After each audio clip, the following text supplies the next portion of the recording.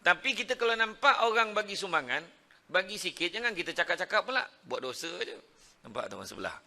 Oh, nampak gaya hebat ni. Jubah kala-kala. Nampak, oh ini banyak duit ni. Kali masuk, faham? RM5. Dia masuk RM5. Dalam hati terdetik. RM5. Aku bagi RM10. Nampak?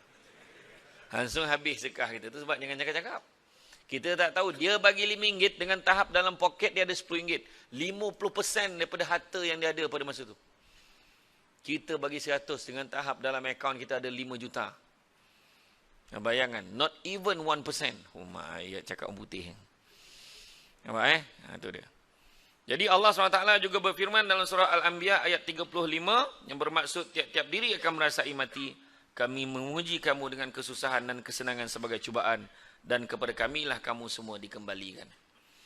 Hidup di zaman ini, di zaman yang penuh mencabar, zaman ICT, zaman mesot, media sosial. Zaman medsos, apa? Medsos. Zaman media sosial, medsos. Media sosial pada hari ini macam-macam. Kan? Macam-macam masalah, macam-macam perkongsian. Tak ada dah tapisan. Dulu TV bolehlah tapis-tapis. Sekarang nak tapis apa je cakap. Kadang-kadang kita tak tekan pun. Dia dah berjoget-joget gambar perempuan tu. Yang internet tu tiba-tiba iklan kan. Tekan saya. Tekan. Tekan lagi beria kawan tu berjoget. Astaghfirullahalazim. Pandang ke kanan. Clear ke tak clear? Astaghfirullahalazim. Tengok tu. Tengok kan cahaya sangat. Benda ni berlaku kat semua tempat kecuali di Kuching. Kalau cakap tu kan. Kan? Macam-macam cabaran. Di negara kita sendiri, banyak kematian-kematian mengejut. Tengah tengok TV, mati. Tengah naik kereta, aksiden, mati. Kan? Masuk dalam peta air, semua ada. Jahat hari ni kan. Nak apa jadi macam tu? Macam mana tahap manusia tu? Peri kemanusiaan. Saya pernah pergi satu mesyuarat tu. Dalam mesyuarat tu datanglah ada seorang wakil pegawai daripada Jabatan Haiwan ni. Kan? Dia ada satu istilah baru tu. Kita perlu bersifat lebih baik dan berperi kehaiwanan. Wah. Saya terkejut tu. Ada istilah untuk haiwan tu. Bayangkan. Maknanya jangan kita menyeksa binatang. Bayangkan. Binatang pun ada sifat tu. Berperi kehaiwanan. Torok rimau tu dia tak makan anak dia sendiri tu. Dia tak bunuh anak dia sendiri. Punya sayang. Ayam tu cuma tengok. Macam ni mengapak dia. Nak cover telur tu. Mengeram telur. Tapi kita hari ini penderaan, ya Allah, makin lama makin teruk. Dan yang paling sedih, orang Melayu Islam. Apa penyakit tu? Penyakit tu lah disebut sebagai penyakit hati. Banyak yang mati terkejut ni cerita tadi. Mati aksiden, mati sakit jantung, mengejut. Dan macam-macam kes kematian mengejut. Soalannya, adakah kita bersedia? Tanda-tanda dah banyak nampak. Jiran kawasan kejiranan kita pun ramai yang mati terkejut. Mati bukan terkejut mati, mengejut mati, tiba-tiba mati. Kan?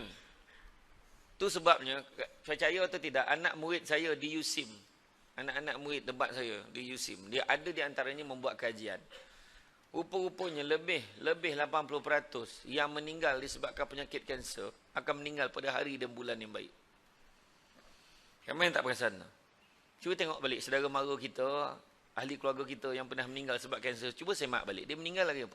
Hari dan bulan yang baik. Macam mana tak hari dan bulan yang baik? Dia ni pula Allah Ta'ala takdirkan dia tahu dia mati bila. Lebih kurang lah dia tahu. Lebih kurang dia tahu dia mati bila sebab doktor cakap dia, awak ada tempoh tak sampai 3 bulan pun lagi. Kalau kita macam tu senang. Kita memang cakap, yalah cakap boleh lah. Tapi betul, dia tahu dia nak mati. Dia dah confirm dah doktor cakap ikut kadar denyutan jantung dia, ikut dari segi kapasiti kelemahan jantung nadi dia ni, tengok dari segi keupayaan dia, dia tak boleh sampai bertahan pun sampai 2 bulan, tak sampai contohnya. Maka apa dia buat? Tak ada, dia pergi farm fair lagi dah. Tak ada dia KK apa? KK apa nama tu? KK challenge. Dia joget kan? Tak ada. Tak ada buat lagi dah. Masa tu fikir apa? Aku mati dah ni. Apa dia buat? Mak, ni 10,000 mak tolong bagi dekat Bang Long sebab Bang Long nak meniaga hari tu tak pakai duit. Mak bagi kat dia, sedekah kat dia. Ni mak 10,000 hantar rumah anak yatim. Ni 10,000 letak rumah ibu tunggal. Ni lagi 20,000 mak dengan ayah pergilah umrah. Pakailah duit ni. Lepas tu lagi 5,000 ni hari tu ada apa ni nak pakai kawan saya bagi dekat dia. Lepas tu ni bagi dekat sekolah lama sumbangan kat sana. Ni bagi kat masjid mak ayah lagi 15,000. Lepas tu lagi 200 ni mak tolong top up. Top upkan handphone saya. Kenapa? Sebab je nak telefon seorang-seorang. Nak beritahu, minta maaf, dia tak nak pergi dah. Apa lagi yang paling baik pada tu? Prepare betul. Prepare. Kita ni yang perasan tak mati-mati kan. Membelasah orang, bergaduh dengan orang, mengutuk orang macam hidup 1000 tahun. Betul. Orang sini taklah. Ni saya cakap mana tak? New Zealand ke mana tu? Di sini okey. Betul. Itu hakikat dia, kita akan mati. Kan? Tiap-tiap diri akan merasai mati. Soalannya, apakah kita bersedia untuk mati? Kan? Ada sepasang suami isteri jumpa saya kat Wangsa Maju. Jumpa saya. Dia cakap, ni lepas ceramah tu dia kata, nak sangat jumpa dengan tuan. Lama dah nak jumpa. Oh ya ke, bawa hajat anak ni, anak nak sangat jumpa. Mana anaknya? Maaf tuan, anak kami dah meninggal lah. Kenapa? Meninggal dalam tidur. Berapa umur dia? 11 tahun. 11 tahun meninggal dalam tidur. Tak ada sakit, tak ada apa. Ya ke? Ya Allah. Tapi Tuhan tiap-tiap malam tak pernah miss tengok video Tuhan. Tapi bukan itu sebab kematiannya, faham? Kan kena saya explain betul-betul. Kan kau viral kan? Kalau kau nak mati, kau tengoklah video dia. Macam tu. Kan? Tapi nak cerita budak ni setiap malam tengok majlis ilmu. Bukan ceramah saya je lah. Mungkin ceramah-ceramah lain pun dia tengok. Tapi kita kadang tiap-tiap malam, hari tu berapa ramai tu. Ada yang mati sebab tengok World Cup itu. Punya tension dia Jerman kalah. Mati. Sebab tak layak quarter final. Sabar. Saya sebagai penyokong Jerman tabah. Tak ada nak sedih-sedih pun. Tapi betul tak? Ramai yang mati. Dulu masa zaman badminton ni kan tak ada badminton Piala Thomas. Berapa ramai yang mati terperanjat sebab Malaysia menang. Menang pun mati. Kalah pun mati. You know? Betul. Ada orang malam pertama mati. You know? Baru bini pegang macam mana? Mati. Kahwin bini muda kan. Bini muda terperanjat. Tak pernah tengok. Pegang mati. Dengan izin Allah. Kan? Allah Ta'ala dah tulis kematian pada ketika itu. Nak cakap apa? Kan? Cerita pasal mati semua tahu dah. Cuma nak mati macam mana? Nah, itu sebabnya imam doa Allah maqtim ala nabi husnil khatimah wala tahtim ala nabi su'il khatimah. Kenapa imam minta penyudah yang baik? Penyudah yang baik. Di Kuala Pilah itu saya ceramah ada satu kampung nama kampung Tamarih, Temeris. Dua tak silap saya, dua bekas imamnya meninggal dalam solat. Allahu akbar. Seronok kan? Ada seorang di Bangi meninggal tengah semayang, meninggal. Allahu akbar. Benda tu berlaku depan mata kita. Kita tahu, ada dah kita berlaku. Kan? Tu sebab doa. Mana nak mati tengah semayang ke mati tengah karaoke? Mesti tentu tengah semayang. Tengah karaoke meninggal, ya Allah. Engkaulah. Nak kau ke? Kat kedai tom yum. Apa hal tu? Yang seorang tanya. Apa hal? Lupa lirik tu.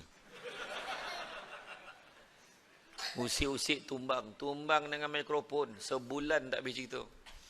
Kau tahu tak? Ya Allah, dia meninggal masa tengah menyanyi. Wih, you good. Lagu apa? Seorang tu tanya. Habis kan? Mati tengah. Bayangkanlah mati tengah. Mana nak? Mati tengah menyanyi ke tengah sujud? Sujud. Semua nak mati tengah sujud. Tapi jangan imam. Macam ni punya ramai jemaah. Kalau imam meninggal tengah sujud. Hara makmum. Allahu Akbar. Imam baca sedap. Dia berdehem sikit. Rupanya meninggal. Jangan ngelak jadi imam ni. Ni contoh. Contoh. Imam steady sini. Nak meninggal. Makmum dah mula lamanya sujud. Ya Allah. Lamanya sujud. Yang seorang tu siap tinjau. Belum lagi weh. Itu orang sebelah. Yang seorang tu dah tak tahan bisik. Weh. lama sujud. Seorang cakap, "Hui, dalam semayang tak boleh cakap." Yang sebelah tu, dia terdengar, "Si baik aku tak cakap." Dah batal semayang kita. Dah batal semayang kita pun kejut imam. Usik imam, rebah. Rupanya imam meninggal tengah sujud. Sebulan juga tak habis ceritanya imam meninggal tengah semayang. Di Bangi ada seorang lelaki meninggal waktu tengah solat. Lepas tu disemak-semak, disiasat-siasat, tanya kebetulan pula bekas imam di Masjid Negeri Sembilan di Seremban. Dia kenal dengan jiran tu, jiran kepada yang meninggal dekat Masjid Bangi ni, dia kenal. Bila ditanya, rupanya cara hidup dia. Bayangkanlah di ruang tamunya, dia mengaji. Depan TV mengaji. Dekat meja makan, sementara isteri hidang makan, mengaji. Ada Quran kecil dekat situ. Masuk bilik atas kepala katil, ada Quran tu, ambil, baca. Kita kadang je tengok, bila last mengaji?